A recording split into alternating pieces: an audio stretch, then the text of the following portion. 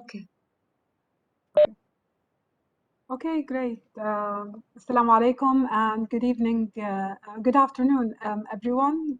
It could be good morning to you, good afternoon, good evening, and welcome to this last series or last session of the Altogether Better Health Reinvented by Interprofessional.global and hosted by Qatar University.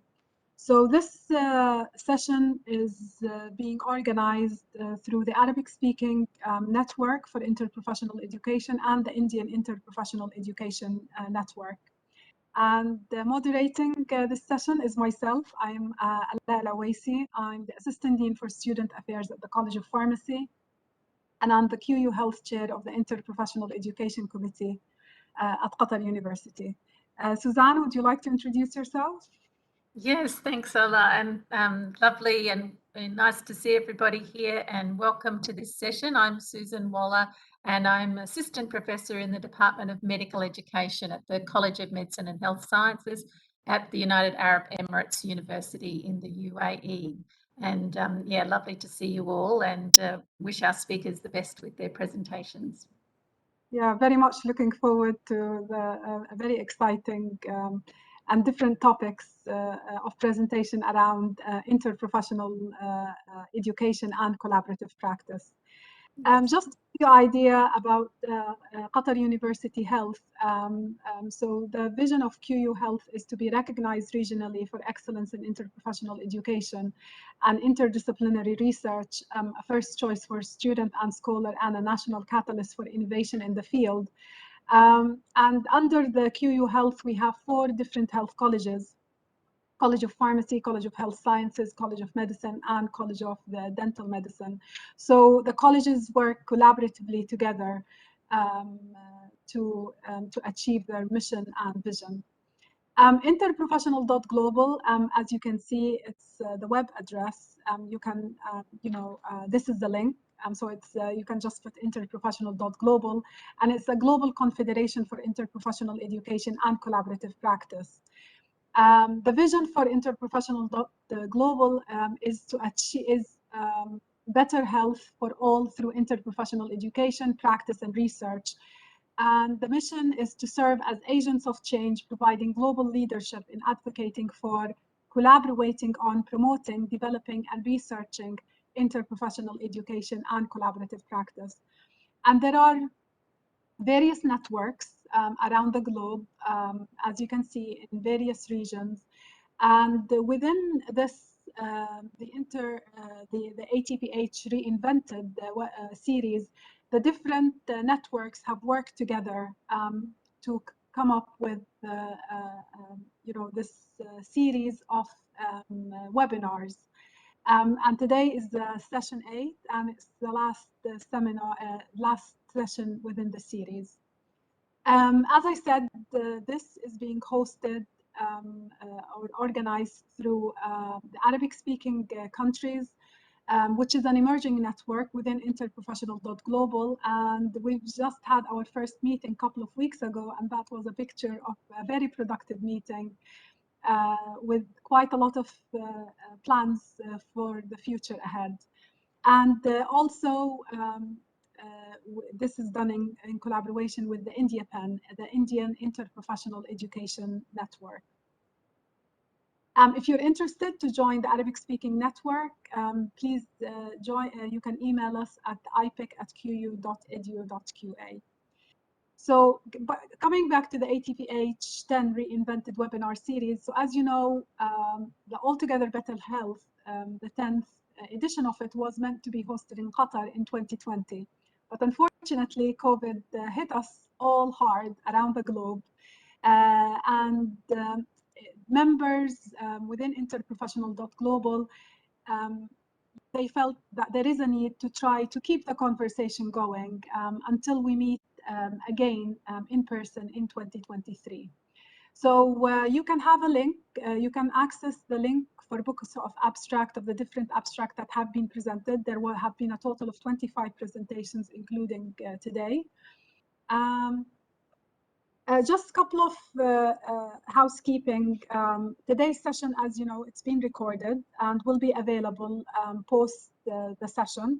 So we'll be sharing with you the link.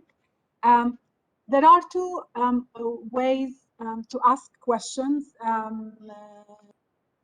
So you can either ask a question directly after the presentation, or you can ask questions towards the end. You can also use the chat feature in WebEx, or you can raise your hand and we can ask you, to ask your questions. Sorry, Suzanne, I remembered that this you were going to start here, so the mic is yours. Yes, thank you. That's fine. Thanks, Ala. We'll go to the next slide, I think.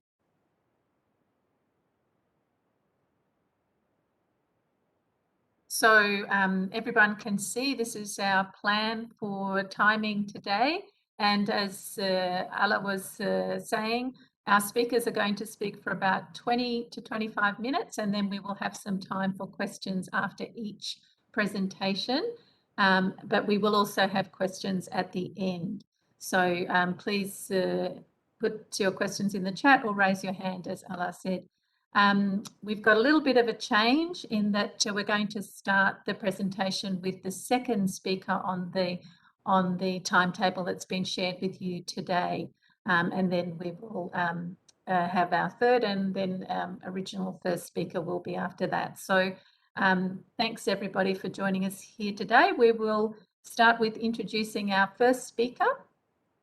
And our first speaker will be Dr. Lulu Sharaf, and she's Professor of Anesthesiology and Head of the Department Healthcare Simulation Education at Father Mullah Medical College, Mangalore in Karnataka and in India.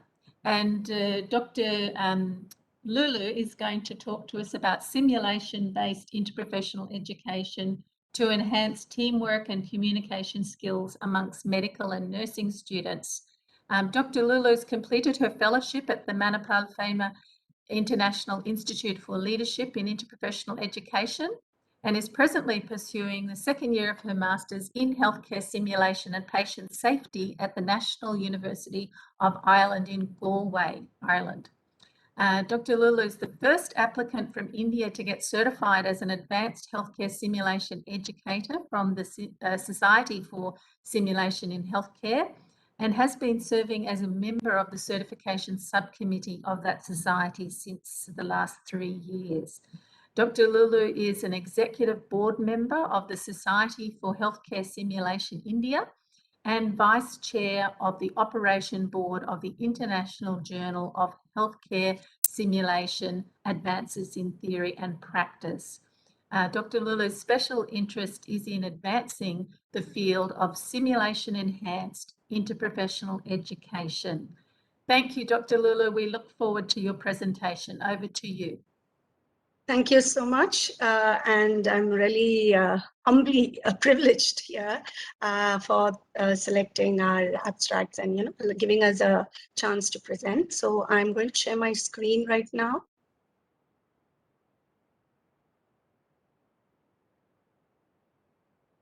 I hope my screen is visible. Yes, and I'm audible. The $1 million statement, am I audible? Okay, yes.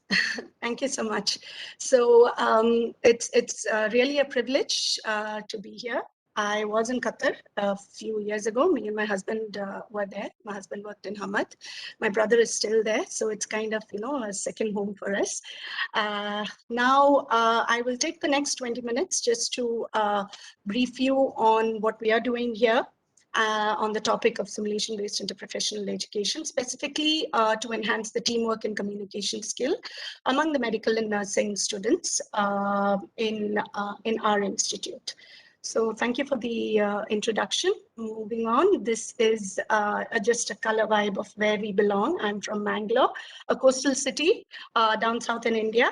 And we have a lot of color, culture, food, everything available. So if you happen to come to Mangalore, please do contact me or Supriya. Both of us are from the same town. Yes. So no conflict of interest to disclose. Whatever simulator we have used or whatever I'm sharing here, no financial disclosures, and I do not endorse any of those simulators. And for all the tools I have used for this study, copyright permission was obtained. So what I aim to achieve is to give the audience an introduction to interprofessional education and simulation-based education, and also to provide evidence of how simulation is a strategy for enhancing interprofessional education, and towards the end share our experiences of pioneering a module using the team steps framework to improve communication and teamwork among our medical and nursing undergraduates.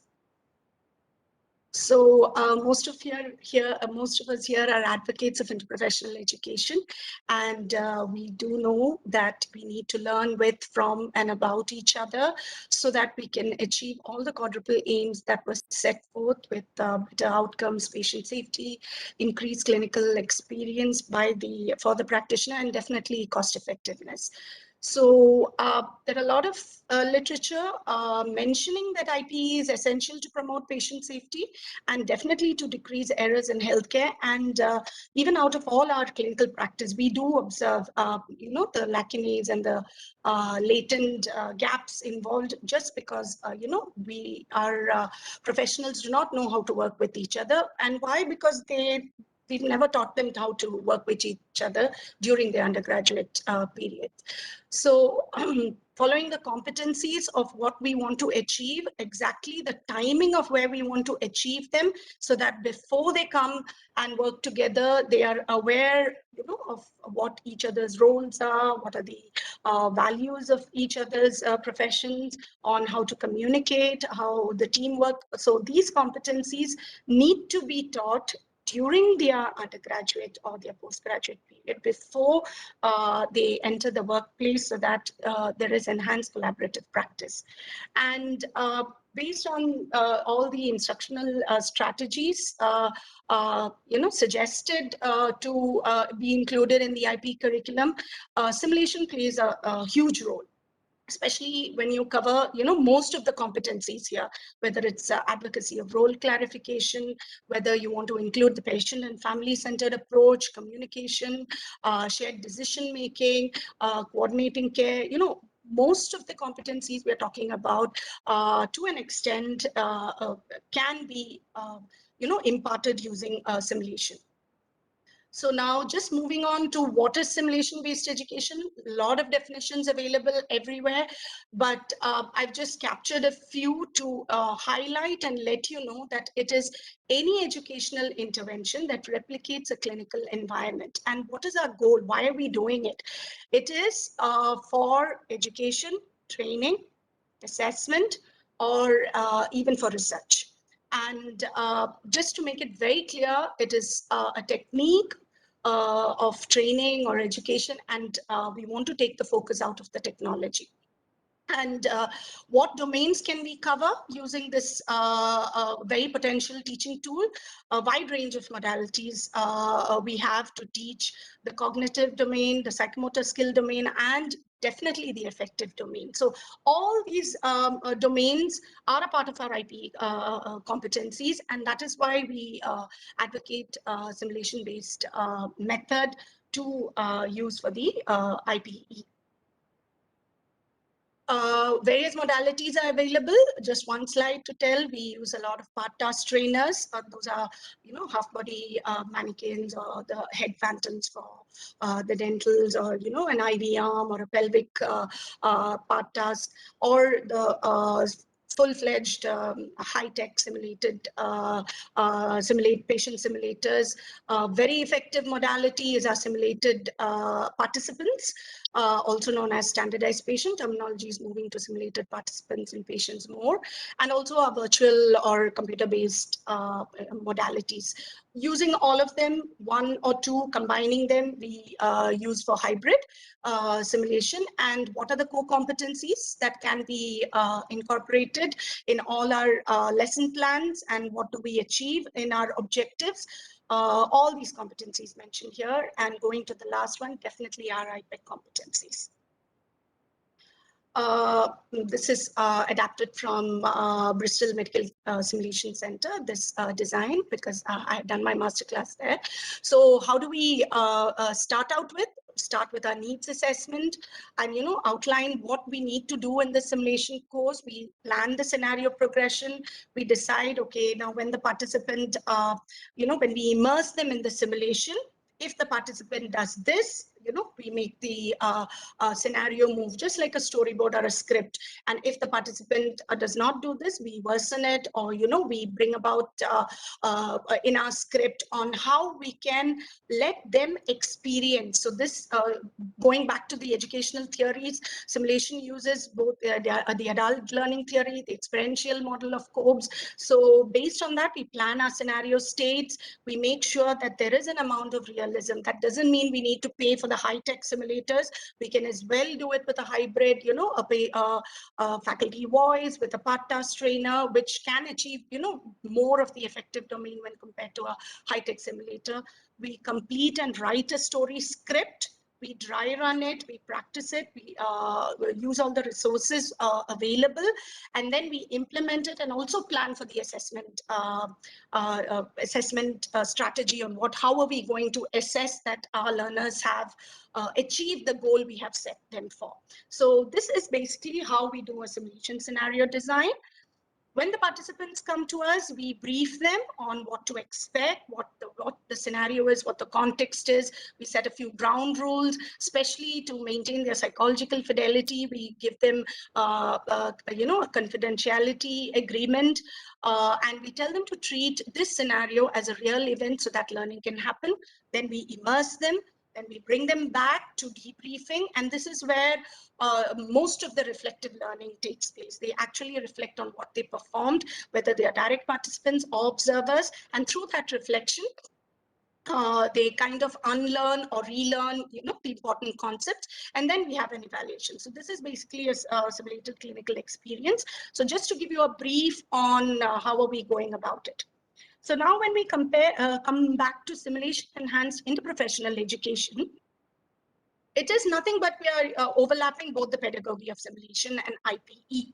And what are we trying to do here? We're using the simulated experience to achieve the interprofessional competencies. So you can do it in either ways. You can use simulation to teach them the IPEC competencies, as well as you can take the part of simulation to teach, you know, in a trauma scenario or a labor room scenario where everyone is working together and you have the set of trauma goals to achieve or the obstetric goals to achieve.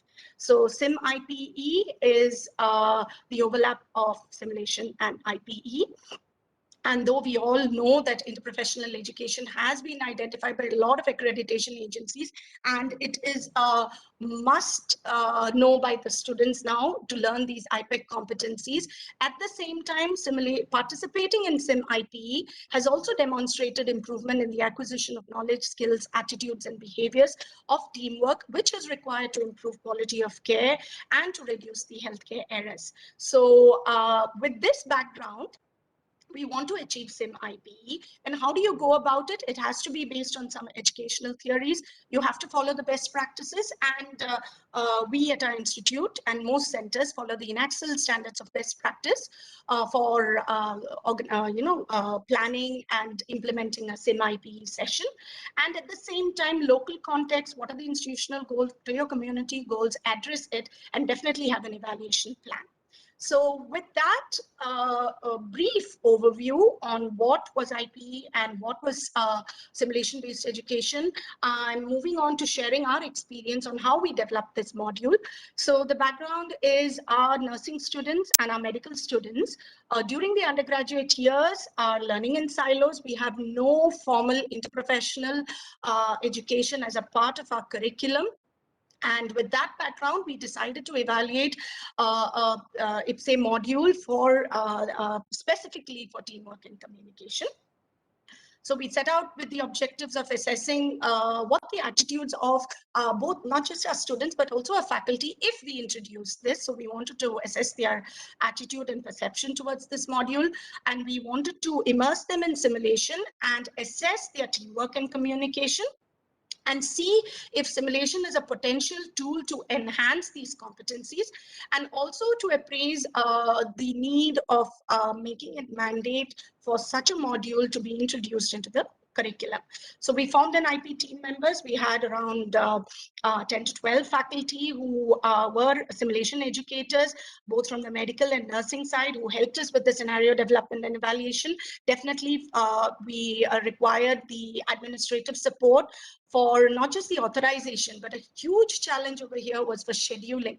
The students had such a tightly packed curriculum that we needed to schedule it. And for this module, I had to even get them on Sundays, and I had to change it a little bit to record so that the faculty can view the recording and assess it. So there was a huge challenge faced during the scheduling. And definitely we had the medical and nursing intern coordinating with us for the scheduling. So how did we go about it? It was a mixed method design for this module, performed at the Simulation and Skills Center with the help of the statistician, who were our target audience, medical and nursing interns at their final year. How did we go about it? So first, initially, we sent out a survey. And all the tools I used here, mentioned here, like the KickSim Attitude or the Washington University IP Toolkit or the Team Step AHRQ Team Step Framework, IPEC Competency Tool, and the socialize the ISVS of the survey. Everything was taken. I've not changed anything because we were doing it for the first time. So now we feel that these tools we can based on our context we can make our tools and validate it, but that was kept for a later date. But we kind of use these tools. Initially, the survey was done with the KickSim Attitude. We got the perception and attitude of both the faculty and the learners. As we conducted it in 2 sessions, we had 40 students who volunteered for the later part of the study. We made it in 2 batches, so 20 students. The ratio of nursing to medical was 3:2. We got them inside. We threw them into an immersive scenario. We used only trauma simulations for this. And we took their performance in the simulation as a pre-test. And then we also made them have a self-assessment using the IP toolkit on how they felt. And that was considered as the pre-test. During the phase 2, we introduced them to the IPEC competencies. We introduced them to the Team Steps framework. And following that, we put them back into simulation again and assessed them on their performance of teamwork and communication, and also made them do a self-assessment on how the training was and about the IPEC competencies. This formed our qualitative data. Pre and post intervention, and how we took our qualitative data was through written reflections, as well as we through consent. After consent, we recorded the debriefing, and then we did a thematic analysis of those audio debriefings. And after 2 weeks, we give them a self-assessment on the interprofessional ISVS scale to see how if their behavior or attitude had changed post this training. So these are the tools used. If anybody wants to know or wants more information, please do contact me. I've put my email at the end. So these are the demographic data. We had participants who had very less prior simulation experience with, or nil with interprofessional, but simulation, yes, because our students do come to the simulation center. And as part of that, they do undergo the communication skill training. Based on the KickSim attitude score, the faculty had a more positive attitude, probably because they were exposed to it when compared to our medical and nursing students. We assessed their performance after immersing them in the simulation using the Team Steps TPOT score, and there was a significant improvement pre and post test on these following competencies as based on the Team Steps framework. And on their self-assessment before the training and after the training also, we have seen improvement in scores, both with their assessment of how the simulation helped them, as well as using the communication tools like ISBAR or 2-challenge rule or CAS, and as well as forming the roles clarity and also the attitude and values towards the other professions. Similarly, we did have a significant improvement in their self-assessment on how they are able to work with others and how they are able to have a shared problem solving and their attitude towards interprofessional teamwork. And this was also after 2 weeks, 86% almost had they said they valued working with others and they were comfortable and they wanted to apply. And during the qualitative analysis, most of them, majority of them said there is a need for introducing interprofessional simulation into the curriculum. They were very impressed with using structured tools like ISBAR, and they were aware of each other's roles during the simulation. What the nurse is supposed to do, what the physician is supposed to do. So based on just coming to the discussion on what outcomes we achieved with this small module, and what is reported in literature. So there is ample literature to show that most of the participants engaged in SIM-IPE report perceived improvement in reasoning, shared mental model, communication, collaboration, awareness of how effective IPE is. And they do understand the roles of other professionals and awareness of not just the professions, but also patient-centered, like how important the patient and family members are. So that was something which we didn't capture, the patient and family part of it. So coming to what our challenges were, like I mentioned, scheduling sessions, but our enabling factors were the enthusiasm and, a very proactive stakeholders. We did achieve improvement in communication and attitude towards the interprofessional simulation module. And what we wanted to achieve is try to integrate this module into the curriculum. So what I have presented here is not, it's basically to let you all know that, it is feasible. And through networking and through collaboration lessons, what we learned is can help us facilitate to implement this module in the undergraduate curricula, especially in our Indian context where we do not have any formal IPE training. So with that, I conclude what we achieved was in enhancement in communication skills, role clarification, and teamwork. Thank you so much. And my email is here if anybody would like to contact me. Open to queries. Thank you very much, Dr. Lulu. Amazing evaluation. We've just got a couple of minutes, so is there anyone who would like to ask a question? If you'd raise your hand, please, and you can be unmuted.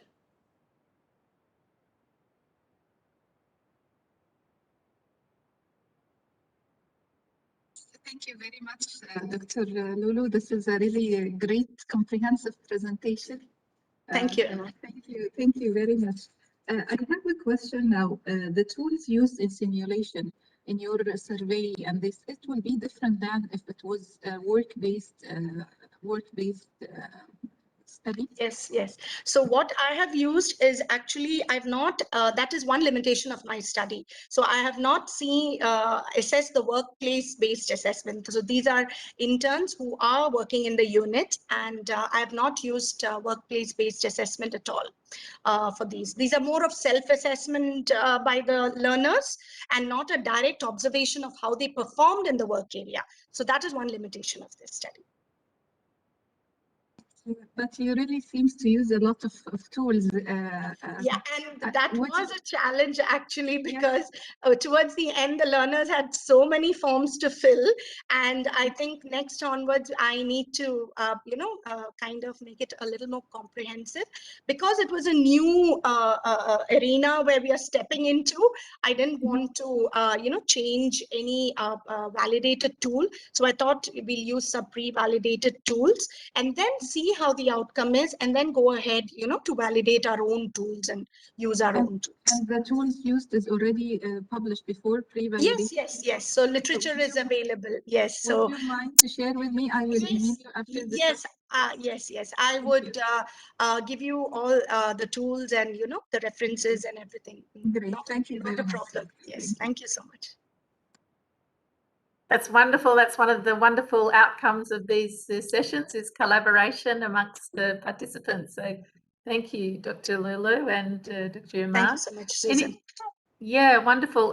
We might go ahead and then we can have any other questions for Dr. Lulu at the end, if that's okay. You'll stay with us? Yes, I'm here. Wonderful, that's good. So we'll just bring the slides back on, Ala, please. So our next speaker will be coming up on your screen now, and this is Dr. Supriya Nambiar. And Dr. Supriya is the professor and head, as you see, in the Department of Orthodontics and Dentofacial Orthopedics at the Manipal College of Dental Science in Mangalore, and that's affiliated with the Manipal Academy of sorry, I just lost the slide. Manipal Academy of Higher Education, apologies. Next slide, please. So as we're saying, Dr. Supriya completed her undergraduate degree in Bachelor of Dental Surgery from Government Dental College, Calcutta, under the University of Calcutta in Kerala. Calicut, sorry, I beg your pardon, Kerala in 1996, and has a master's degree in orthodontics and dentofacial orthopedics from Manipal University, Karnataka in India, in the year of 2010. Doctor is a FAMA fellow from Philip, which is the IPE organisation in Manipal, from the 2008 batch. Dr. Supriya holds a certificate in bioethics from the Centre for Bioethics Manipal and a certificate in biostatistics and research methodology from Prasanna School of Public Health Manipal. Doctor is also holding a postgraduate diploma in medical legal ethics from the National School of Law, Bangalore, and is currently pursuing her PhD from the Centre for Doctoral Studies in Manipal under the Manipal Academy of Higher Education, Manipal. And Dr. Supriya is going to speak to us today about enhancing competencies amongst health professions for primary prevention in oral healthcare using an interprofessional approach. Over to you, Dr. Supriya. Thank you, Dr. Susan. Thank you. Am I audible? Yes, good. Yes, we just have your screen sharing. Good afternoon, everyone present here, and my greetings to the moderators for today, Dr. Ala El Awesi and Dr. Susan Waller. And I wish to thank Qatar University and its interprofessional education sector for giving me this opportunity to speak at this forum. Thank you so much for the acceptance. And also I wish to thank Dr. Susan for the kind introduction. Thank you. Welcome. Yes. Can you share your screen, Dr. Supriya? I'll share my screen now. Great, wonderful.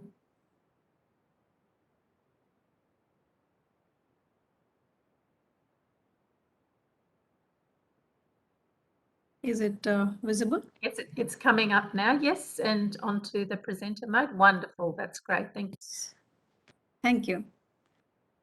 First and foremost, I would like to compliment my fellow speakers for today, Dr. Ahmed Al-Hamadi and Dr. Lulu Sharif, who spoke brilliantly on simulation in IP environment.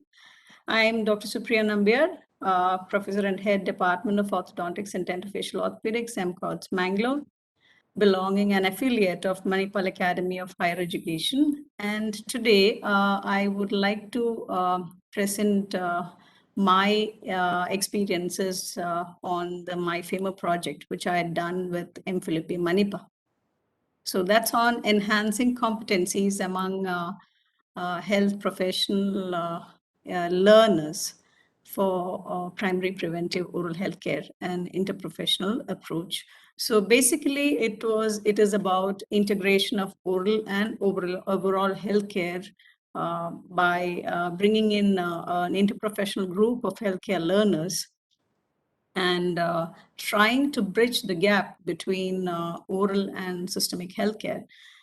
We all work in our own silos, and it is almost as if the mouth is not part of the human body. So that's how the clinical examinations proceed in a hospital environment. So incorporating the involvement of different healthcare learners together in an interprofessional environment will go a long way in bridging the gap. And that was the most important idea behind this project. So this was undertaken as part of a FAMA project in 2018 to 20 period. And you can see the picture of Manipal University and on the top. And this project was undertaken under the guidance of Professor Soumendra Sahu, who is a professor at Manipal Malacca Medical College, Malaysia, and Professor Siraj Ali Mohammed, who is with Manipal Malacca Medical College, Manipal, and so is also the director of Manipal Famer Institute. So in the current times, these are times of pandemic, and we have listened to a lot of news about the pandemic. And we have heard that COVID-19 has been responsible for almost 3 million deaths, but not just due to the COVID infection, rather because of the disruption that has been caused to the healthcare service delivery and routine immunization, fewer people seeking care, and also shortages of funding for non-COVID services during these times. So there's been a disruption in healthcare governance actually, and but the positives at these pandemic times has been signals of teamwork, largely in the intensive care context. And we have heard often these words like we're all in this together, camaraderie is everything. The importance of team has been emphasized during these times. Especially with critical members like respiratory therapists, cleaners, physicians, nurses, all working in and pitching in for each other during these times. These have been emergency times, and we have also seen a lot of role changes occurring, such as rapid deployment of staff from other departments to critical care. And all these have been increased emphasis of teamwork, which has been presented to us during the last couple of years. So the extent to which the lessons that we have learned during these times can be carried over in future remains to be seen, rather. So we know power hierarchies in healthcare are very common to every health system in every country. And we have seen these power hierarchies breaking down during these pandemic times. So we can actually increase interprofessional collaboration by educating all the healthcare learners and other health professionals by retraining them at the work environment for more interprofessional collaboration. So interprofessional collaboration strategies which we can undertake are encouraging social interaction through small events or workshops, use of team building exercises, and breaking down office silos or breaking down working environment silos like dentistry in the dental colleges. So in a hospital environment, usually what we see is referrals to the dental section, but that is just to see what is happening in the mouth, with not even an examination happening at the medical side. So these kind of breakdown of silos is very, very important, in addition to the breakdown of power hierarchies for better outcomes. So IPE basically, according to World Health Organization, by implementing interprofessional collaboration and learning to work together, we learn to respect one another's perspectives in healthcare. This is an environment wherein multiple disciplines can work more effectively as a team to help improve patient outcomes. So here in IPE, healthcare learners learn with, from, and about each other. And the importance of these prepositions is we know that it is about active and interactive learning. So it is not just a mixed group of people acquiring the same knowledge or developing the same clinical skill. That's what happens in our universities. They have different kinds of learners, but it is how they interact with each other during the learning environment. So we all are very familiar with what these from, about, and with is about in IPE. Basically, it's about from is about earning trust, respect, and understanding each other's roles and responsibilities. And also how do we do it? By active engagement, co-location, teamwork, and collaboration. So a better team of experts usually doesn't mean an expert team. Usually team function most efficiently when members share a common understanding of each other's roles and responsibilities. And usually experts have to learn to work and play together. And having prior experiences of collaboration is very, very helpful. So rather than putting a person into an IPP or interprofessional practice without prior involvement in interprofessional education is not good. It will not have the same outcome if the learner undergoes an interprofessional education system rather. So which this interprofessional education always leads to more collaboration, leading to less duplication of less confusion, less disappointment, frustration, and greater productivity.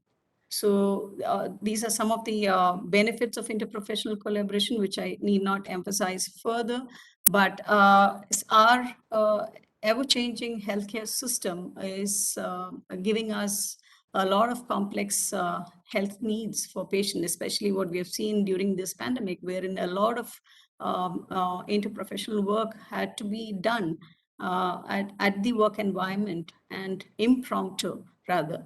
And it also required a lot of innovative and efficient modes of patient care. So all these requires effective communication, teamwork, and collaboration among healthcare professionals. So basically, we need to have assimilation, immersion, and competencies for a good IPE learning experience. So what is the role that the patient have in the team in healthcare practice as well as in education? Patient is always in the center of the team. And this patient-oriented healthcare delivery will be better if multiple learners are together and each person understands the other person's perspective on the patient care rather. So according to the World Health Organization, by implementing interprofessional collaboration and learning to work together and respecting one another's perspectives in healthcare, multiple disciplines can work more effectively as a team to improve the health outcomes. So interprofessional education occurs when students from two or more professions learn about, from, and with each other to enable effective collaboration and improved health outcomes. So once students understand how to work interprofessionally, they are ready to enter the workplace as a member of the collaborative practice team. So this is a key step in moving health systems from fragmentation to a position of strength. And this formed the basis on which we developed the module wherein we thought of bridging the gap between oral healthcare and systemic healthcare. So everybody is familiar with this picture or the WHO framework on IPE, and all these are depending on the jurisdiction of the particular area. In India, clinical, as Dr. Lulu has mentioned, simulation is in the nascent stage. And also a lot of the educational context happens in silos. There is absolutely no IPE happening in the Indian context rather. So to introduce it was not very easy. So to present whether we were prepared for it, absolutely no. How well are we from the dental education clinical side to communicate with the medical and allied health clinical side? Very, it was very, very difficult because we never understood the challenges that were there. especially with scheduling and the curriculum, or navigating the curriculum was the most difficult task. So we were not prepared for the module rather. But we worked around it, got all the stakeholders on board, even though it was a tough task, got everybody together, were able to convince the administrators and went ahead with the project. So in this interprofessional educational module that we had, we had to understand whether it was really necessary or not. And for that, we had to do a needs assessment before undertaking the project.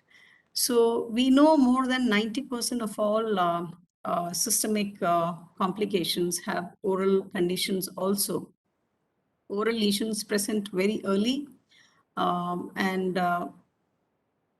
these oral lesions can result in early diagnosis in most of the systemic cases, or systemic conditions will have some oral complications which either of the health workers can miss. So the connection between oral health and overall health had to be emphasized to all healthcare learners in this project.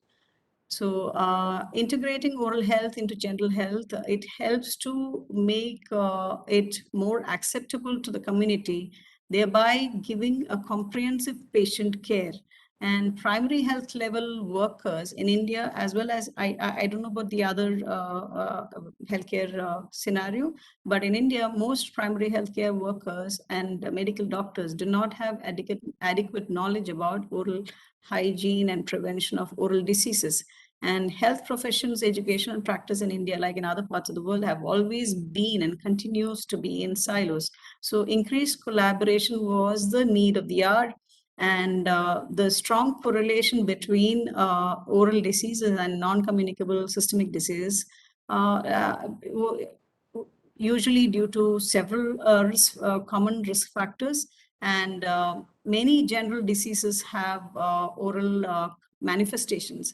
So basically, the bridge or the gap between the comprehensive patient care was a lack of acknowledgement of the importance of oral health, perception of oral health as secondary to systemic health, and no access to oral health providers due to especially at the primary health centers, and dental treatment being unaffordable, and the quality of dental treatment also varied between the centers. So this was a scenario in India. So in such a scenario, medical professionals play a very crucial, and the allied health personnel play a very crucial role in actually, they are the key personnel at primary health centers, and they can play a very important role in improving the overall health of patients because of their knowledge as well as clinical day-to-day experiences.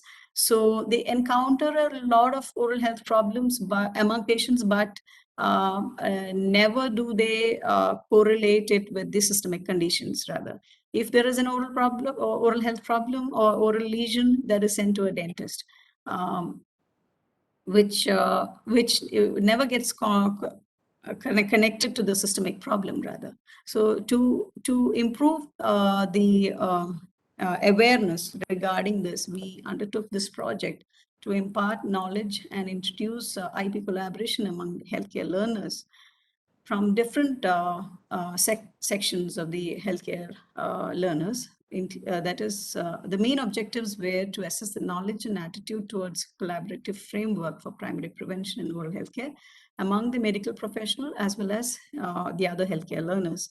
So the interprofessional team that we had included administrative personnel, dental faculty, the medical faculty, and nursing students, medical students, and social work students. So earlier, any IP project which I had seen, social work students who are actually the community level workers were never included. It was, there were a lot of projects in India which included the ASHA workers, and that is the community service community workers rather, but the social work students were never included in such IP work. So We went ahead with getting permission from the organizational head and the institutional ethics committee. And the study setting was the Manipal College of Dental Sciences, Mangalore, Kasturba Medical College, Mangalore, and Roshni Nilaya for the School of Social Work, which are all the academic institutions at Mangalore. The resource faculty were selected from the institutional faculty at Manipal College of Dental Sciences. And before we proceeded with the project, we did a needs assessment among 80 medical doctors at Mangalore, and they were given a Google form questionnaire regarding the need for the study to assess what their perception was regarding this IP project. So the teaching modules were designed based on the existing teaching modules that was designed by the National Health and Family Welfare Institute, as well as Indian Council of Medical Research and All India Institute of Medical Sciences, New Delhi. So they had an existing model which was formed the basis for our module with certain key areas of focus, especially with regards to oral healthcare. And the module was externally and internally validated. And also from the themes that were developed from the needs assessment, we developed pre and post questionnaires, which were again externally and internally validated. So pre and post question awareness sessions were done on the said IP students. Pre and post sessions, the objective assessment was done using pre and post questionnaire.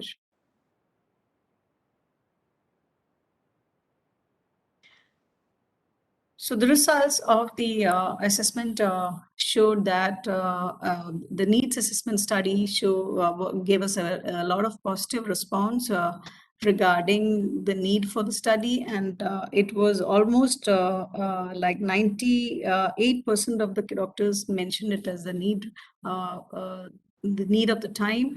And some of the comments varied from that it is going to initiate good relationship and keep the patients in a better way, to wherein comments like it's going to be challenging, needs time and resources. Yes, it was indeed challenging, and if successful, could help with early diagnosis. So these were some of the comments, and almost 99% of the healthcare practitioners felt that it was a need of the time. So post that, after the awareness sessions, what we have seen from the data was that most of the medical students were more aware of the oral health conditions, oral health lesions, and connection between systemic and oral health much better than the other healthcare learners. So this may be because of the curriculum that they have, the oral health lesions and systemic manifestations of it form a part of their curriculum. So or it is in detail in their curriculum rather than the other social work students and allied health students. So they formed that there was less difference between pre and post awareness sessions between in medical students than the other students. So to discuss what we had done, the strength of the project was that it gave an initiation of IP healthcare workforce trained in oral health. So we had a mix of different healthcare learners working towards connecting oral health and systemic health. And also it made them understand the positives as well as pitfalls of working in multidisciplinary environment, and also the pitfalls of working in silos. So basically the outcomes of this project has been that collaborative team-based approach to oral health was introduced to the healthcare learners, and also there was increased awareness and emphasis on IP in oral health, which as per the learners, it led to better patient care. The limitations and the challenges that we faced were mainly scheduling around the existing curriculum, and also time management, where to schedule classes for the awareness modules was not an easy task. To navigate around the administrative hurdles was a huge task, and that was the most important part of the study. Navigating around the scheduling problem was the biggest task here. So the message that we would like to impart here is that collaborative healthcare workforce leads to reduced dental disease burden. So it's always better for a medical person, along with the general examination, to have a oral health examination too, basics of oral health examination, so that any oral lesion which is present can be connected to the systemic condition of the patient and can lead to better outcomes rather, and also lead to early diagnosis. So the enabling factors for this project was my fellow faculty and my colleagues, the administrative officials, the head of the institutions, and dental faculty and IP learners. And the impact has been on commitment, collaboration, coordination among the healthcare learners.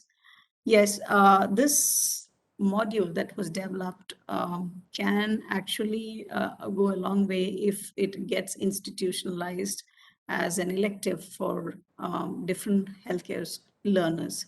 So, and it will also lead to bridging the gap between oral and systemic health. This again, once it becomes an elective, can also lead to a health policy level initiative to integrate it into the dental and other healthcare learners curriculum. So the conclusions of this project was that the need-based study elicited great enthusiasm for interprofessional collaboration from medical practitioners, some of them even terming it as the need of the hour for bridging the gap between oral and systemic health. And oral health awareness was the least among the social work students compared to the nursing students and medical students. And the extent of application of this knowledge in everyday patient care will have to be assessed in an interprofessional kind of case-based workshop rather, because this was just a awareness assessment that was done. So medical professional had adequate knowledge and a positive attitude towards a collaborative framework for primary prevention in oral health, which denotes an encouraging and favorable environment for future interprofessional projects in with regards to oral health. And the other interprofessional healthcare learners had varying levels of knowledge, but showed a positive framework of mind towards integrated and collaborative learning.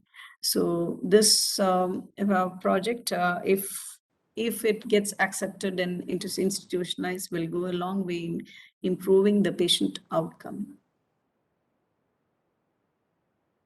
Thank you. Over to you, Dr. Susan. Thank you very much, Dr. Supriya. You shared with us a very important part of our health that, as you have rightly pointed out, is often neglected in our curriculums and in our practice. We've got a couple of minutes. Would anybody like to ask a question at the moment? If you do, please raise your hand and your mic will be unmuted.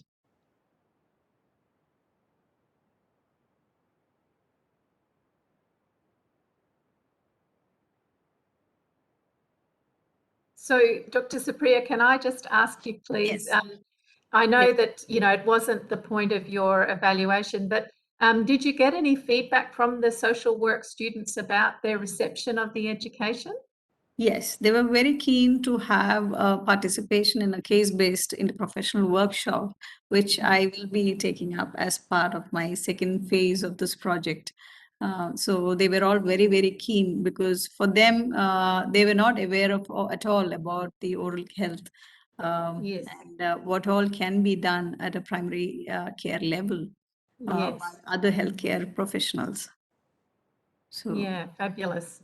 And I guess it'd be in that case-based situation that they may understand their role Yes, in absolutely. supporting people's oral health. Yeah, fabulous. That's great. Any other questions for Dr. Supriya at the moment? Yeah, thank you so much Thanks, for Anna. this really interesting presentation. Like you mentioned, about the plans to have this as an elective, course. What's, your thoughts? Because sometimes when people, view it as elective, they think it's optional, where in fact we want people to realize and understand that it is not it's not optional. Interprofessional education is part of our work. What's your thoughts on this? Yes, Dr. Allah, thank you. Actually, in our institute here, we have medical students coming for a posting, 15-day posting as an intern to the dental section. But how seriously do they take that? No, the dental faculty, they don't take it seriously. So they just come, they are given the attendance rather, and they just observe what is happening, but they're not getting any first-hand information regarding what is the scenario, what is happening, what are the some simple things which they can learn. So these kind of things are not completely carried over to them rather. And that if I can get the institution to take it seriously, and that posting which is already there, which if something can be done there at that time, which is not an optional posting, it is a mandatory 15-day posting.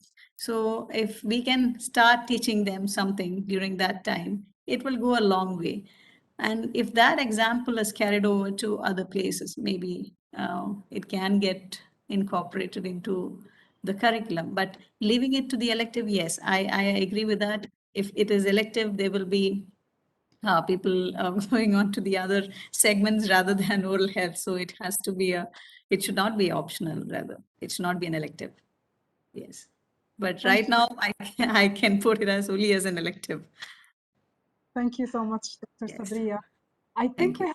we have Susan, we have a question in the chat by Dr. Asma from CNAQ. She's saying, thank you, Dr. Subriya, for sharing your work. As you said, navigating the curriculum is still a challenge. I Yes. like your IPE, I like how your IPE practice helped to discover some shortcomings in the curriculum of certain healthcare professions. Yes, exactly. Thank you. Thank you so much. Because I am a person who is, we think of a patient as a whole rather than the oral health and systemic health separate. Yes. So it should be one, and a medical person should be able to see what is in the mouth because it's part of the body rather. So I, as an orthodontist, actually am away from the normal diagnosis and treatment for the oral lesions, but still, as a general practitioner from my BDS days, I still remember understanding relations and connecting it with systemic health. So I think a medical professional should also be trained to do that. Yes. At Yeah, least the good basics of point. oral lesions and oral hygiene maintenance, which goes a long way in the systemic health of the patient, rather. Absolutely. Well, we know in chronic diseases like diabetes, we want doctors to, ensure that the person is having dental support and, that everything is very connected. Yeah, wonderful. Thank you very much, Dr. Supriya. We will now move on to our next speaker. And if anyone's got any more questions, we can go to that at the end. So welcome. Our next speaker is Dr. Ahmed Al-Hamadi. And Dr. Al-Hamadi is the Division Chief of General Academic Pediatrics at Hamad Medical Corporation and Sidra Medical and Research Centre. And he's also Assistant Professor of Pediatrics at Weill Cornell Medical College in Qatar. And Doctor is going to talk to us today about effective communication and team collaboration in multicultural healthcare environments, the challenges and solutions. So Dr. Ahmed Al-Hamadi, as we said, is the director of a new multidisciplinary program in Qatar, caring for children with technology-dependent and medical complex conditions. This is the Pediatric Complex Care Program. So these offer coordinated care that spans the inpatient and outpatient divide. Dr. Al-Hamadi has completed his pediatric residency training at the British Columbia Children's Hospital in Vancouver, Canada. That was in 2008. And in 2010, he did his general academic pediatric fellowship at the Hospital for Sick Children in Toronto. Due to his leadership and management skills, Dr. Al-Hamadi was appointed as Deputy Chairman of the Pediatrics Department at Hamad Medical Corporation in Qatar in 2014. And his areas of expertise and main research interests are in pediatrics inpatient care, outpatient ambulatory care, models of care for children with complex chronic conditions, and teaching different learners in multiple busy clinical settings. Dr. Al-Hamadi has publications related to vaccination, urinary tract infections in children, medical education, and other general pediatric topics. Dr. Ahmed has also a strong interest in medical education and supervises residents on the pediatric wards and clinics, while also serving as an assistant program director of the pediatric residency program. Thank you, Dr. Ahmed. The mic is yours. And we can see your slideshow. If you could put it on presentation. You see on it? slideshow. Yep, Can that's, yep. you We see my could see it. presentation? No, not now. It was there. It was there. Sorry about that. Okay, now. No, you're right.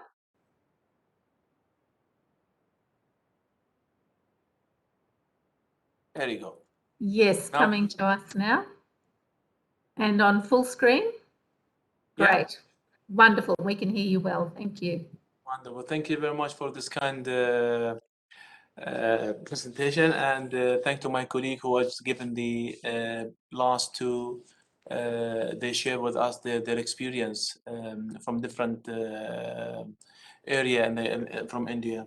So again, Dr. Ahmed Al-Hamadi, my background, I'm a pediatrician, and I'm here to share with you our experience with the postgrad education. I will talk to you about our journey of this workshop, about the promoting effective communication and team collaboration in healthcare multicultural background and clinical setting, what the challenges and what's the solution. So the background of this is actually a workshop has been done in Hamad Medical Corporation and later on in Sudra Medicine for all postgrad trainee, mainly for the resident. I'm talking here about the pediatric residents since my background is pediatrics. So we conduct this workshop over the last, I would say, 3 to 4 years and become a mandatory for all residents before they join the program of pediatric, which is 4-year training program. They have to go as a mandatory to this workshop first, and then every 2 years they have to attend the same workshop. So this is the workshop. It's almost 3 hours workshop, sometimes 4 hours. It depends on the time of the resident, but usually 3 to 4 hours. It's a very heavy, long day with the resident. And we start with the resident, actually, believe it or not, but then we move and we introduce it to our colleague, to allied health, to the nurses, and to dietitian, to the social worker. So try to make it more like kind of like interprofessional kind of like collaboration and education. And recently I introduced it also to my faculty. So the senior level, the admin level, the operation level, everybody need to be familiar with this topics. So this is the objective of workshop. What we usually will go over. We highlight why we need the effective communication and multicultural healthcare providers, and then we try to identify the challenges and the barrier with them. And finally, and this is the most interesting part, the last usually 1 hour or maybe 1.5 hours in the workshop, usually we'll go over a lot of like videos, and we share a lot of strategy, a lot of exercise, a lot of real exercise with the resident, with the nurses, with the operation, with the leaders, about any issues related to communication in the hospitals. So usually we start as we always start with any workshop with ice breaking, and because of the Zoom for the last 2 years, we came up with this wonderful ideas of let's do ice breaking through the Zoom. Or WebEx or Microsoft, and usually we'll go over some funny exercise, and we ask them to write letter E in their forehead, and it depends on the what you guys how you will write the letter E. Is it something for yourself, self-oriented, or for others to read your E letters? And then we go over the 6 dimension of healthcare system and quality for the last couple of years. Institute of Medicine and many organizations, they came up with 6 dimension of healthcare system. So we went over what does it mean when you work in the healthcare system, whether you are a physician or non-physician. This is for everyone. The safety, timely, the effective, efficient, equitable, and patient-centered. And we go over exercise for each one of those. So this is kind of like ice breaking with the resident and with the team. And later on, we go over more didactic part. So it's going to be a lot of like maybe one-way communication. A couple of slides just going over the current medical practice and the change happen in the healthcare system because of that. And we highlight the importance of diversity in the healthcare system and the language barriers and others, and the caring for extremely diverse patients carry the risk of less quality of the care providers. So we go over many definition, and we go over many kind of like a journey or timeline, what's happened, why this topic is really important in our healthcare system in details actually.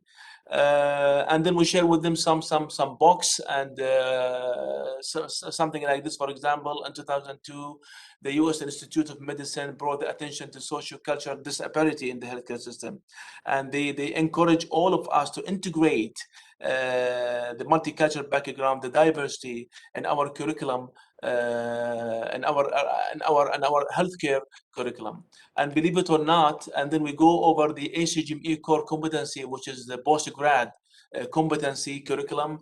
So any resident, any training program, postgrad, they need to have a competency in those 6, which is the patient care, medical knowledge, and system-based learning, and professionalism, and communication skills. So we go over all these kind of things in details with them. And then we go direct to the what is communication in details. It's going to be a lot of interaction here.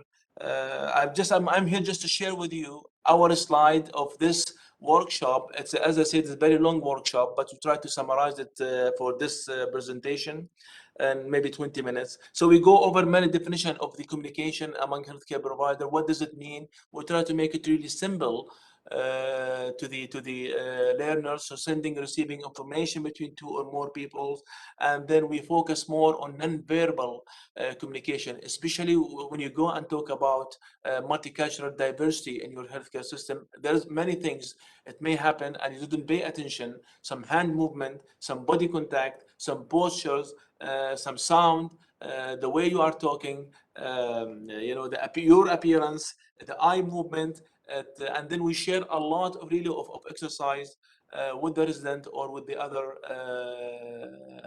colleagues who attend this workshop. And then during this workshop, we'll go over many models of communication, some old models and some new models, and we'll share with them the evidence base behind everyone. What does it mean encoding, decoding? What does it mean noise? What kind of noise when you communicate with anyone? Is it psychosocial noise? Is it visual noise? Is it psychological noise? And then we go over many actually recent study, highlight where is the gaps, what's the communication gaps, and how much of the communication will lead to a medical error and others. And I'll share with you here I know this is very old, 1960. They see in what he mentioned in his book that 7% spoken word communication, almost 40% voice and tone, and almost 55% is the body language. This is the element of communication, believe it or not. And if you try to implement or apply the same concept or the same elements, nowadays it's almost the same, especially when you come to the interprofessional or multidisciplinary or multicultural background in healthcare system. And then during the workshop, we go over the cultural diversity in detail. What does it mean?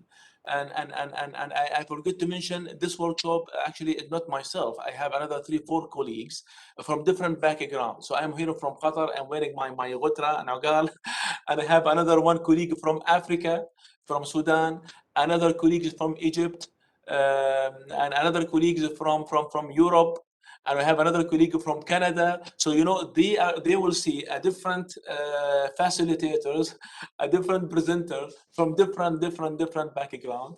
And sometimes I will go myself as a pediatrician, or maybe I will bring, for example, my nurse educator with me. So so this workshop over many years, there was many facilitators giving this workshop. So again, we go over many definition in details.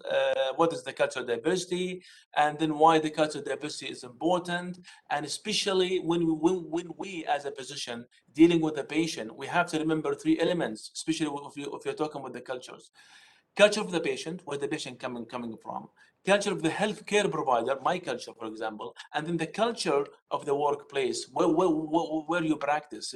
Practice in Middle East, different in Africa, different in Asia, different in North America. So you need to be familiar nowadays as a physician, or even as allied health, pharmacist, social worker. You need to be familiar with all these 3 concepts.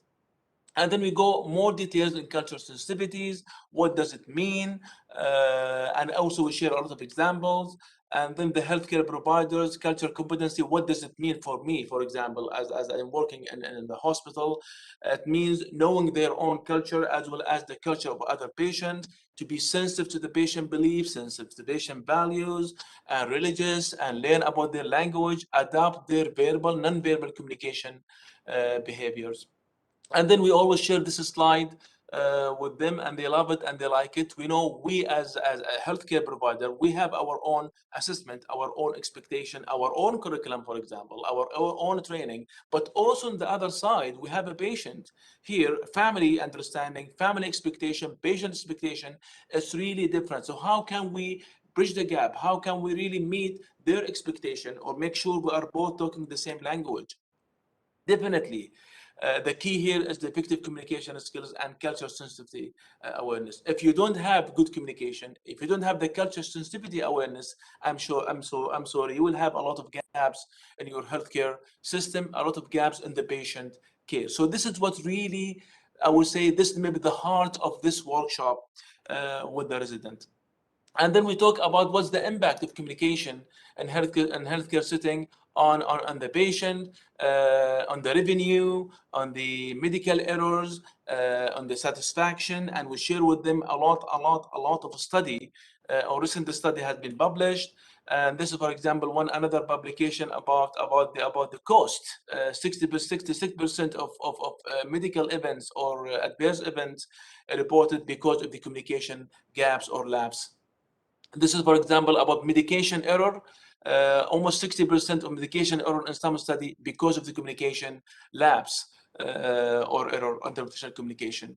And then we go over why we need the healthcare, why we need communication in healthcare setting in more details, and we share with them what's the evidence base in the literature, why it's really important in details, and we share with them a lot of recent updated study.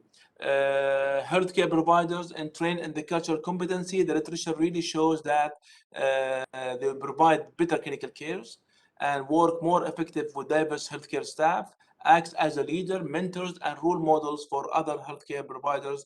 And the most important, what I really see, increase the job satisfaction. And the most important in any workshop, when you talk about workshop, of course, is the videos. And a part of the exercise, ice breaking, a lot of role play, a lot of scenarios we share with them, a lot of small group discussion. But because of the pandemic, by the way, we haven't stopped this workshop even during the pandemic. So we are still delivering this workshop even during the pandemic, believe it or not. Every 3 months, every 4 months, myself or my colleague will present this to the resident through the Zoom or through the any other virtual platform. We're still using this workshop as a mandatory despite of the pandemic. So we share with them many examples, and maybe I would like to share this video with you. This is the local videos. We made these videos in Hamad Hospital and Sidra Medicine. All the actors here, they're not a patient actually. They are our resident and our operation team and our scheduler team, our patient access, some of them our nurses, some of them our social worker, some of them our pharmacists. So we make this. We made this videos. I would like you just to see these videos and the quality of videos we share with the resident. I'm not sure if the voice will be clear though, but let's see if you hear it or not. Let me know. I hope you will hear it.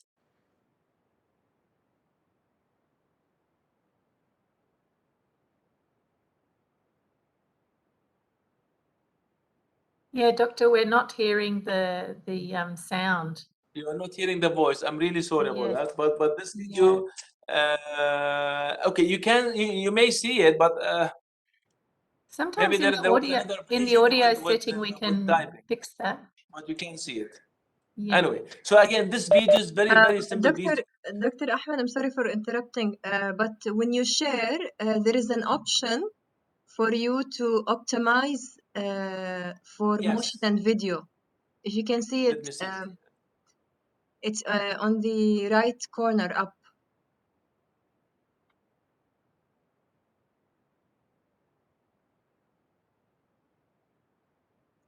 There is something called automatically optimize. You can select optimize for motion and video. I can't hear you. You're muted.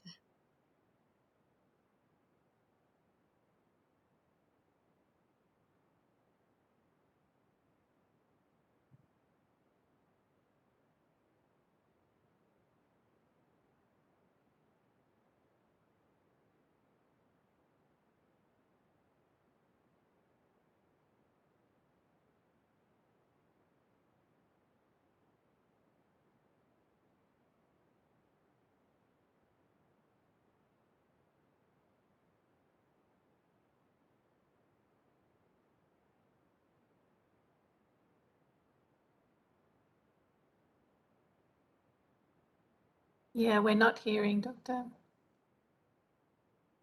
Maybe you have to unshare and share again. You think, Zena, Yeah. that would help with Yeah. the... Can you try to Yes. share it again? And optimize for video. When you click on share content, on the top corner, right side, there is automatically optimize. Select optimize for motion and video. We can't hear you. You're muted. Now, Yes. hopefully you can hear the sound. Okay. Yes, that's good. All good.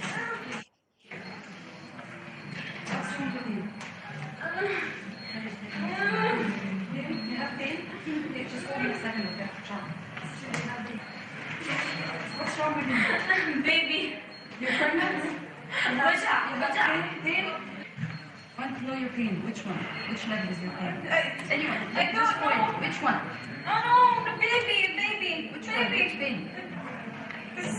I need you to sign this, please. This is the consent, okay? Sign this.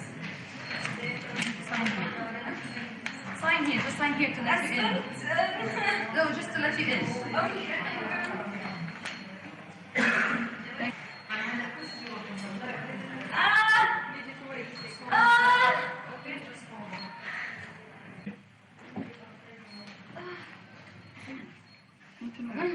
Can you point to this diagram? Baby. What is this, please? You have the gown for her? Yes, correct. Did you call the doctor? Oh, please call the uncle. I will call him. What's her nationality? Oh, they always exaggerate the pain for nothing. I will call them. What happened? What happened? What happened with my sister? What's wrong with her? I think she has pain or something. Yeah, she has pain. She's been bleeding for 2 days. I think she's having a miscarriage. This is her 4th time. She doesn't have any kids. Did you give her any medication for the pain? We've been trying to give her herbal medicine for 2 days, but I don't think it's working. Okay. So let me call the doctor, make sure that Yes, please. Yes, please. Hello. What's wrong? She doesn't want a male doctor. You're the doctor? I'm the only one available here. No, we cannot have a male There's doctor. no another. Her husband will refuse, completely refusing. Where is Cannot our have male husband? doctor. He's at work. He will come. We have to wait for him. You have to examine her. You cannot wait. It's impossible. No. Who are you? I'm like her sister. I'm her neighbor and best friend, but I'm like her sister. What's the problem with her? I think she's having a miscarriage. She's having bleeding and pain. Now she's having pain. Yes. Okay, we'll give her some pain medication. I'll let the nurse to examine her also. Okay? Okay. Thank you. Hello again. So we examined her. She has a severe bleeding, unfortunately, and we think she has miscarriage. So we have to take her to the emergency, to the theater, to do emergency evacuation. We have to wait for her husband. No, this is emergency. You cannot wait. No, استنى. We have to wait. No, this is emergency. You cannot wait We for have, that. we have to wait. She's refusing.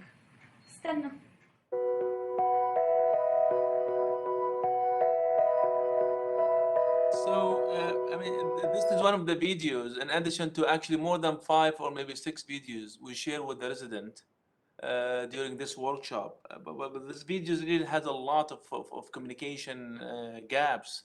And, you know, this is ladies who from different culture came to the hospitals an abortion, and she, you know, nobody know, she doesn't speak English, for example.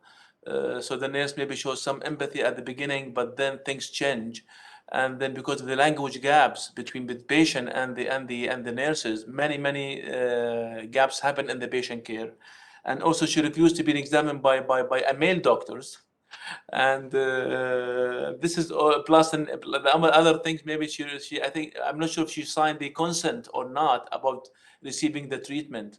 So there is a lot really to discuss in this video. So usually we'll present the videos and maybe we'll repeat it 1 time or 2 times, and then we'll go over discussion with the resident for maybe more than like 10-15 minutes and try to find where is the communication gaps, where is the lapse here, what's happened exactly, and how to overcome the communication error here and what's happened exactly.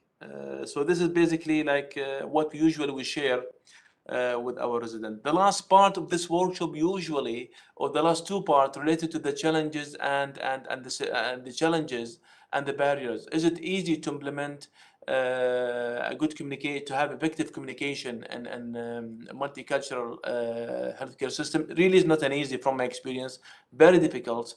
In Qatar, for example, and I'm talking to you now from Sudra. I was just checking the numbers, just like before this workshop in the morning. Believe it or not, we have more than 100 nationalities working in this building. Now, I've been appointed as the chairman of pediatrics, so I have more than 100 different language people here in my hospital are speaking more than 100 different languages, and they came from more than 100 background, and you know they're even the medical background is totally different than anywhere else. So it's really huge, big diversity in our hospital. So then we share with them what's the opportunity if you are working in a multicultural hospital. What's the opportunity? So it's a lot of discussion between us usually and the resident. And here we list some opportunity that may happen. And then we also ask them about the barrier. What is the barriers? It's like therapy is more like a small group discussion. And then we list the barrier for them. Is it personal, communication, culture, learning barriers? And then the last part really of our presentation of our workshop focus more on the strategy, tools and strategy. How can we build a good relation with others? What the strategy to use to overcome any communication barriers? And we share with them a lot of tips for cross-cultural communication. And this is one of them. from Marta, and also we search with them different communication tools like SPAR, call out, check back, handoff, learn.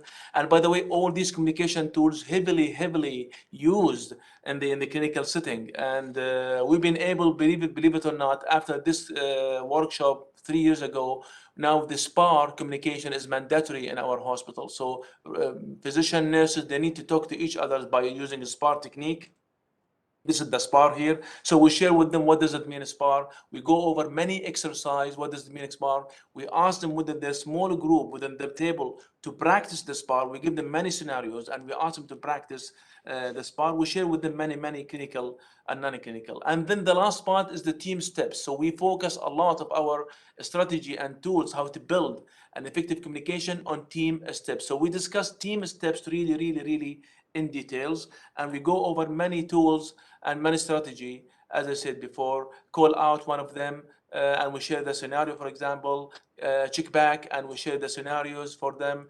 Really, it depends on who's attending this workshop. If it's just physician, we'll focus more on physician. If it's mix of physician and nurses, which is really great, then we share with them all the exercise related to the nursing side, physician side, and even patient side. So this is all the scenarios we share. We share with our attendee or our resident or even nurses. Last one, we also focus on Learn. Another interesting tools has been implemented also in many hospitals and working very well in the hospital. Again, how to break the any gaps and build the effective communication. So, and then we share the take-home message. Now, what's happened over the last 3-4 years, and this is our abstract. We share this abstract in more than actually 5 or 6 different international and international conferences. Myself, I will present this sometime. My colleague, as you can see, Manasik or Hatem or others, also will go and present this in different workshop. What we did, of course, we did a survey after each workshop. We did a survey, a very simple survey, asking about their perception. Where is the communication gaps? We asked them what their understanding of the culture. What does it mean? What does it mean working in the different cultures? And then we gather a lot of information from the survey, like a pre and post. We did the pre and post survey. And this is the latest presentation. Just we presented in one of the communication conference 3-4 months ago, and we shared the data with them. So again, the survey shows the workshop objective was met, and the everybody who attend they really have better understanding of the culture background. During this exercise, as I said, we're using a lot of cultural non-verbal communication. So we teach them, even by the way, how to speak in different language, in Urdu. We teach them how to speak in Egyptian language, in Arabic language, and Asian language. So some of my colleagues are really good in doing this kind of communication exercise with the resident. So really the outcome was really amazing over all these wonderful years. The workshop meet the clear objective 90%, enhance the knowledge and also around 85%. So this is one. There is actually more than one. I share with you this. This is one poster or one abstract, but actually there is more than 3-4 different abstracts has been presented in the different national and international conference. So thank you very much again. I don't want to take more time, but thank you very much for your listening. I just really what I did here, just like I share with you what we're exactly doing in the post graduate setting, dealing with the resident from different culture, dealing with the nurses from different cultures. This is really not an easy, a very difficult. But having such a workshop, and we make it a mandatory workshop for the trainee, for the nurses, for allied health, I think it make a huge difference, really make a huge difference. And I highly recommend and encourage all of you to have something similar, maybe in your institute, in your healthcare system, maybe in your hospital, even in your clinic. I think that will have a great impact on the patient care. Thank you very much. Thank you so much, Dr. Ahmed, and I'm sure, like me, everyone can really feel your passion for communication and diversity in healthcare. So thank you so much for sharing that with us, and very rich workshop that's been developed by your team. So congratulations to them. Is there anybody who would like to ask specifically questions to Dr. Ahmed about the workshop? If you would like to, please raise your hand and you'll be unmuted.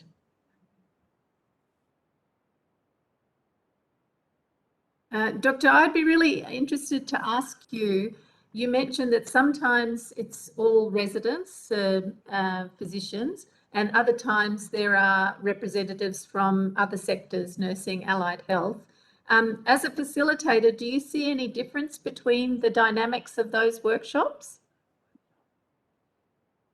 At the beginning, yes, there was a lot of maybe I will say a lot of difficulties, and as a facilitator, when you deal with the physician, I'm physician, dealing with physician may be much easy for me. When I deal with somebody who's not in my subspecialty, there was a lot of difficulties at the beginning, but over the years of delivering this workshop, I don't see any problem really. I think we are all speaking the same language. We are here for the patient. We are putting the patient in the front, in the center of everything. So no, with time, you won't see any difference between both the group. And what we did for the last 1 year now, almost for the last 4 or 5 workshops, actually we integrate. We both the resident, physician, and the nurses in one room. So nurses, allied health, all of them, they will come in the same room, on the same table. So usually when we prepare the workshop, I will make sure, for example, of 5 tables, 4 or 5, for example, person will be there. One of them physician, social worker, pharmacist. So you're not kind of like interprofessional education and collaboration all the time. Wonderful. So no, we don't at the beginning, yes, but later on, no. Fabulous. And you mentioned that really having the patient at the center is that factor that helps with that collaboration, yes? Right. Yeah, fabulous. That's great. Anyone else like to ask questions of Dr. Ahmed related to this communication workshop? There are some comments in the chat. Taysir saying this is an amazing video. Dr. Lulu Sharif, excellent initiative and effort by your team. Dr. Hamadi, for a much needed topic. Kudos to your team. Thank you. Can I ask a question?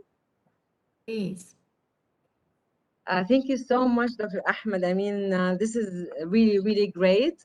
I'm wondering, so basically I work with the College of Medicine here in Qatar University, and as you were just like, going through your presentation, I'm thinking about our students, and I'm thinking to what extent you think we can actually prepare them even beforehand, before they come to you, through these kind of communication and cultural diversity, or once they get there, it'll be easy for them to kind of assimilate and learn at your end. Which one do you think will be better for them and for you, of course? No, I thank you very much for this question. I think such a workshop can be easily given even in early, like before the postgrad and the undergrad. Actually, that would be a very good introduction. Even when they do when they go for the clinical services, I think in year 3 or year 4, before they join us in the hospital, I strongly believe they need to go over this kind of like workshop, communication skills, interprofessionalism skills, interprofessionalism, collaboration, education. They need to be familiar really with all these concepts and how to deal with those different culture. What to do when you face this problem, whether patient or your colleague from different culture. So yes, I totally agree with you. I think this needs to be a part of their curriculum, need to be really integrated in their curriculum before they join us. Absolutely. What I love, and we are more than happy, to be honest, we are more than happy to deliver this workshop to Qatar University. Anybody interested, we're more than happy, really, myself and my colleague. I mean, we can work with you very closely, and you know, either we come to you guys, or maybe you guys join us and come to Sidra or Hamad Hospital. I think we're really flexible either way. Our pleasure. Thank you so much. What I love the most is, like, you know, the same lingo. Like, there's a lot of communication skills and cultural diversity, but what I love the most was that, you know, you're speaking the same lingo. So you have, like, you know, the stem, da, da, da, da. So basically, when I say this, they use the same lingo, and that's what makes communication much easier within that such a diverse. So thank you so much, Dr. Ahmed. Thank you. Okay, yeah, I think we have another question. Dr. Lulu, I strongly believe these concepts should be introduced into the foundation and induction courses of all healthcare professional courses for the undergraduate. Yes, for sure. Like, these are important concepts, you know, to be introduced and then practiced later on. And I think what I found interesting, it's, you know, here in Qatar, it's quite an interesting environment. So it's a multicultural, interprofessional, and international, you know, with people coming from different parts of the world. So there are a lot of complexity, a lot of, you know, that comes within, especially when you want to practice interprofessionally. And I think this is actually something interesting. Sometimes we look at cultural diversity, we look at being interculturally competent, but I think also thinking about it from an interprofessional perspective is really important as well. What do you think, Susan? Well, I was going to say, because, you know, there's a famous saying that culture eats education. So, you know, we can try and educate and talk to people, but, you know, I was thinking even about, you know, the previous speakers and the things that they were doing, that, you know, that idea of sharing communication techniques and discussing cultural diversity can really bring people together to understand their own role and other people's role and how they work together. So I think having culture as the basis for what you're trying to develop can really be a positive step forward in creating, you know, the development of interprofessional capability. I think that's a wonderful, rich context in which to do that. Yeah. Mm-hmm. Like, I'm wondering, with Dr. Lulu and Dr. Subriya, like in India, yeah, it's yes within the same country, but there is also, you know, different cultures as well. So I don't know if this is something, you know, that you come across. Yes, Dr. Allah, I would like to congratulate Dr. Ahmed on a wonderful presentation and a very important topic. It's the crux of interprofessional education, rather communication. And in our scenario in India, we have so many languages, so diverse is the population in India. So it's a huge task, rather, navigating around and bringing in communication, proper communication. So I think many languages Lulu, do you have? How many languages? we have around many states. Okay, and each state, for example, I'll take Karnataka, Mangalore, where I'm in. We have 3-4 languages in Mangalore itself.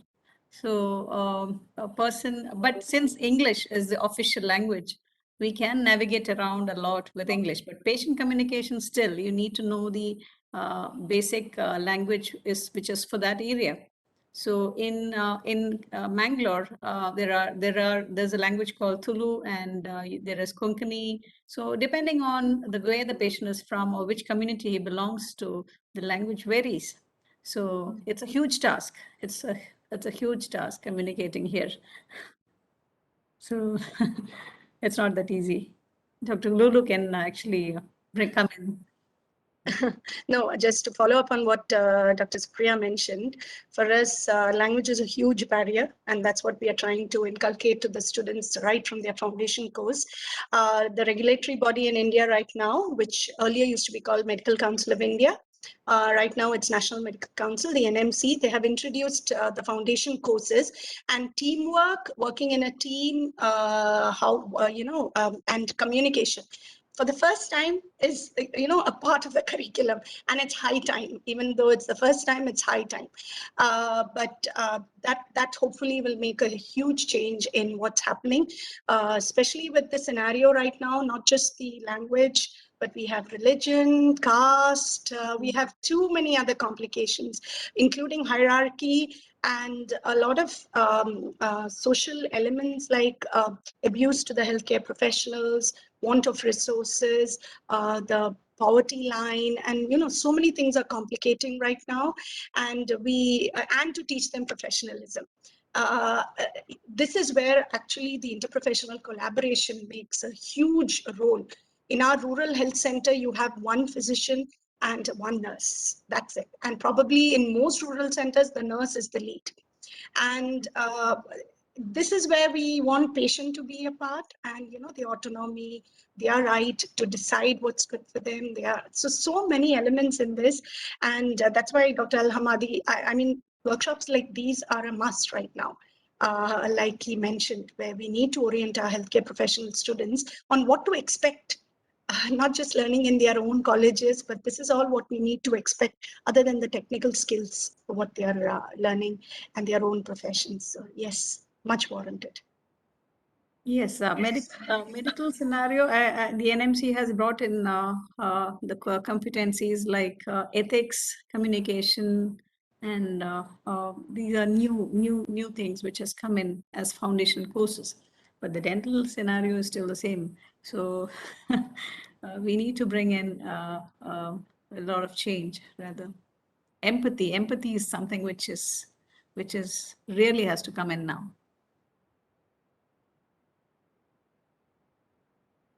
And I think the other thing that you have all demonstrated is the importance of facilitation when you have a group with many different learners and coming from different cultures as well too, or different disciplines.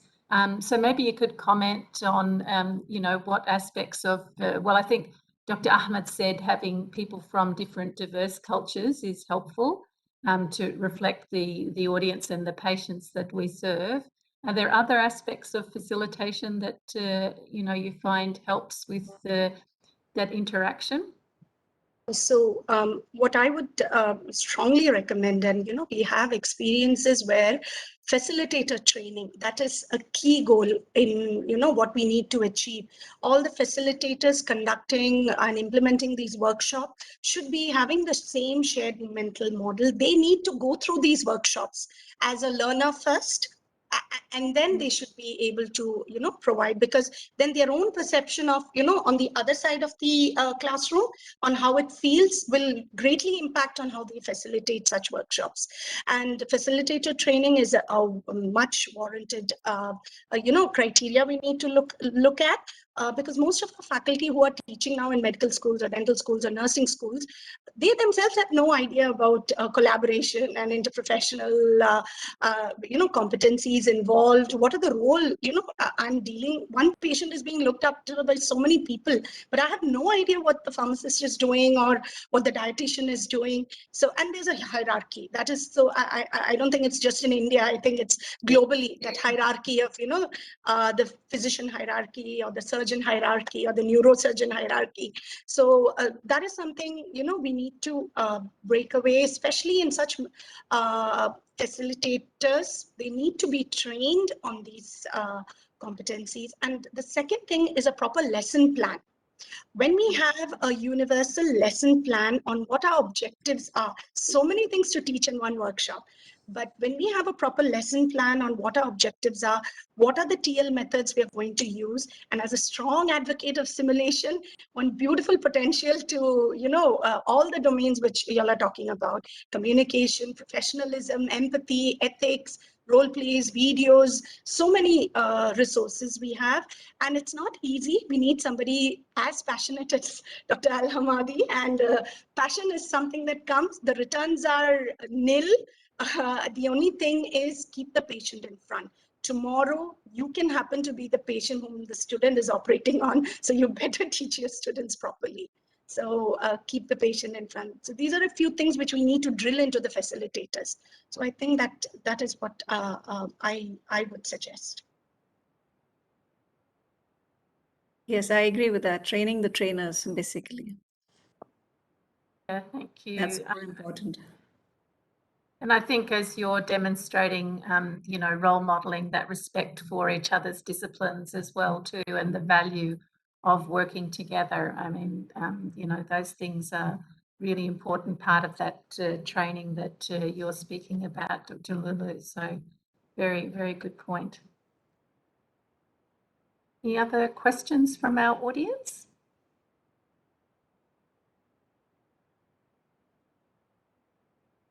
Everybody is reflecting on all the wonderful things that you've shared with us. And I think the last point that we just heard you say, Dr. Lula, about you know, putting the patient at the front is something we can all identify with, because certainly the service user or the patient, the client, they expect us to know what else is happening and to understand our colleagues' roles, don't they? So yeah, I think this is something that we need to keep in the front of our mind as well too, that there is that expectation that from our patient that, you know, we're all working together and understand each other, and can be very disappointing if that's not their experience.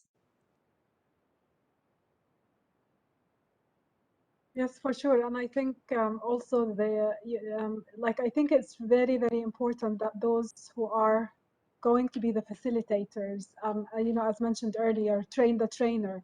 So they are the role models. So, you know, people are going to be looking at them as role models for collaboration. So they need to practice this, you know, with the preparation for you know, for the workshop, for the activity, for the event, ensuring that all the different shared competencies are really implemented before delivering this to you know, to the participant and to attendees for sure. Like, I think this has been really interesting, you know, like really some exciting you know, experiences from India, from Qatar. So yeah, thank you so much. And I wonder if there is any final messages you would like to share on way to go forward. I know you've shared some recommendations, but like, what's your plan next? So anyone can start. So since I presented first, I will conclude the rest. First of all, thank you so much to all the organizers and the presenters, and definitely the participants who have reached out to us, you know, asking for resources. So this is the way forward is one is advocate in the professional education first, so that we all can practice collaboratively and, you know, keep the patient safe and improve the quality of care. And second is, like Ala mentioned, there is no point you talking in the simulation center and, you know, saying something and the students are seeing you practice in the clinic, totally different with the nurse. So role modeling is hugely important. So that's it from my side. Thank you so much to everyone. Thank you. Yes, I would like to thank the organizers for this wonderful opportunity to talk at this forum. And I'm very passionate about getting the mouth back into the body, rather. So that is my ultimate aim. Like, it is in a completely two different silos now. So that is the most important thing. And if I can get that back into the healthcare learner education system, I'll be really happy. Thank you. Thank you so much. Yeah, thank you very much. From my side, I would like to again thank Ala and thank Susan for the wonderful webinar. I think from my side, we can definitely go from my specialty, which is pediatrics, and move forward and take this program to another discipline, like internal medicine, like the surgery, like OB and gynae, like all other discipline. I think they need to be involved, need to attend this workshop, and so expand more within the postgrad. But also, I think we should work together with Qatar University and maybe move this workshop to the undergrad, especially in the 2022. Maybe we can work together with Qatar University, and I believe they will get a lot of benefit from such workshop. The other things I'd like to share is the leadership, like the leadership, those the manager, the CMO, the CEO, those the C-suite, they call them the C-suite. When they maybe they need to attend such a workshop, and maybe they need to be a part of this communication within their employee. I think that will make a huge difference to understand everyone in the hospital. Just try to build the team. I mean, we are all here for the patient. Let's work as a team, one team, and improve our communication. So yes, my next step, expand more in the postgrad. Undergrad, we are really more than happy to expand more and more. I think we have to involve our leader, our C-suite to attend those workshops. That's amazing. Like I can see how passionate, the three of you are about, IPE. And I feel actually the passion for IPE is very infectious, for sure. So keep up this amazing work, and I'll leave the final words to Dr. Suzanne. Thank you, Ala. I appreciate it. And thank you to our three wonderful speakers who really shared with us their great passion for working and learning together. We can really be inspired by your experiences. And I think in your concluding comments, that's all helped us as participants to think about how we are going to go forward as well too, to support our students and our colleagues to work collaboratively together and to understand each other. So thank you so much for sharing your experiences, and thank you everybody who participated in being here today and for the questions that you shared with us. We look forward to coming to Qatar in 2023, inshallah. And thank you very much, Dr. Ala, for putting this on for us today. Yeah, thank you, Susan. It's been really a pleasure having you with us. Really, your valuable contribution is really highly appreciated. And thanks to Zaina, for wonderfully, for all her great effort in organizing this. Absolutely. Until we meet again, thank you again so much. And we'll be sharing with you the recording for everyone who has participated.